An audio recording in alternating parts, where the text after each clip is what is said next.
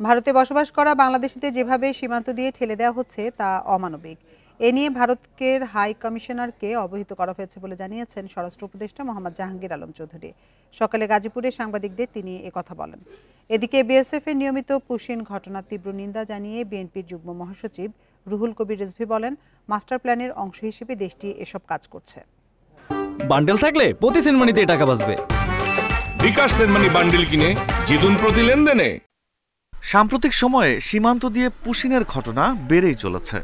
বৃহস্পতিবারও ৭৭ জনকে পুশিন করেছে ভারতীয় সীমান্তরক্ষী বাহিনী বিএসএফ। এর মধ্যে সিলেটে ৫৩ জন ও সুনামগঞ্জে ১৭ জন। লালমনিরহাট সীমান্তে আটক করা হয় ৭ জনকে। গাজীপুরের সালনা হাইওয়ে থানা ও ব্যারাক পরিদর্শনে গিয়ে স্বরাষ্ট্র উপদেষ্টা সাংবাদিকদের এ বিষয়ে বিভিন্ন প্রশ্নের জবাব দেন। তিনি বলেন, এভাবে পুশিন কোনো সমাধান হতে পারে না।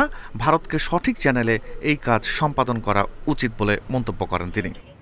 আমাদের বাংলাদেশি নাগরিক যদি ওই অবদেশে থাকে আমরা অবশ্যই নিব, কিন্তু তারা একটা প্রপার চ্যানেলে আসতে হবে। নিয়ম হলো প্রপার চ্যানেলে। ওনারা করে নাকি এটা ফলো না করে এই জঙ্গলে রাস্তা ঠিক জায়গায় না ওই সব জায়গায় গিয়ে করে, এটা একটু অমানবিক।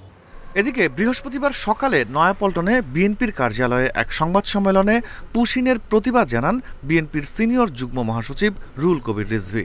প্রতিদিন যেভাবে পুশিন চলছে তাতে এটি ভারতের মাস্টার প্ল্যান হতে পারে বলে মন্তব্য করেন তিনি।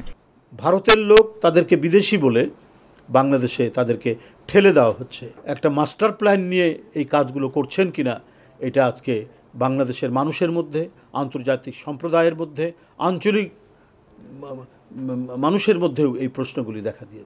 ভারত বাংলাদেশকে সবসময় আগ্রাসী মনোভাব নিয়ে দেখে বলে অভিযোগ করেন রুহুল কবির রিজভী। চ্যালেঞ্জ করে আপনারা পুশিনের মতো কাজ করছেন। Rifat Alam, independent news, Dhaka.